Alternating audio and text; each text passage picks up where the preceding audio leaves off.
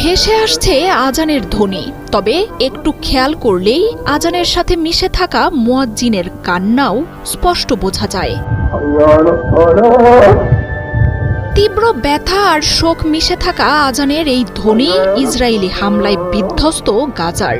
পবিত্র রমজান মাসের সেহরি খাওয়ার সময়টাতে ইসরায়েলের শুরু করা সেই বিধ্বংসী হামলা এখনো থামেনি।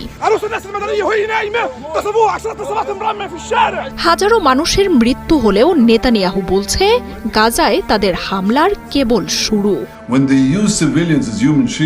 নিহতদের বেশিরভাগই নারী ও শিশু। ফুলের মতো সুন্দর শিশুদের হত্যা করতে একবারও হাত কাঁপছে না ইসরায়েলের ঘাতকদের। নির্বিচার এমন হামলার ঘটনায় ক্লান্ত গাজাবাসী এখন স্তব্ধ। শুধু নিন্দা জানিয়ে দায় সেরে ফেলা বিশ্বকে নয়, তাদের সব অভিযোগ জমিয়ে রাখছেন হাসরের ময়দানের জন্য। ইসরায়েলের নেতানিয়াহুর নিষ্ঠুরতা সব কিছুকে হার মানিয়েছে। ১.৫ বছরের যুদ্ধে ২৫ লাখের বেশি ফিলিস্তিনিকে হত্যার পর কেবলই গাজায় ফেরত এসেছিলেন বাসিন্দারা।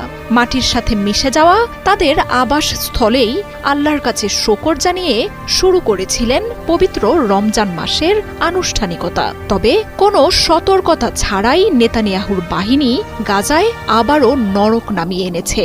অব্যাহত বিমান হামলা থেকে রেহাই পাচ্ছে না গাজার কোনো অংশই।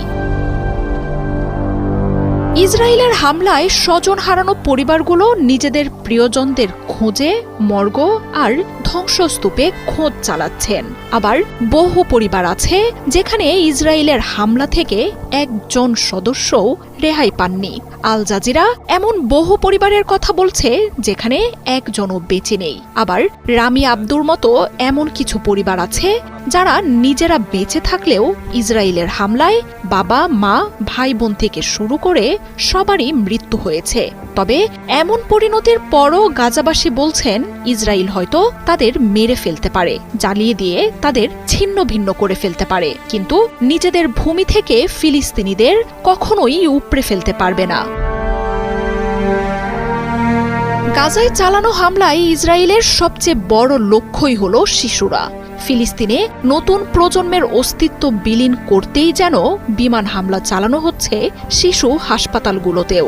রাফা ক্রসিং এর কাছে জাতিসংঘের এক চিকিৎসকের বাসভবনে হামলায় পুরো পরিবারটি মারা গেছে। মৃত্যু হওয়া সবচেয়ে কম বয়সী শিশুটি ছিল মাত্র ৩ দিনের। তবে এসব শিশুদের কি দোষ আর কেনই বা তাদের হত্যা করা হচ্ছে, সেই জবাব দিতে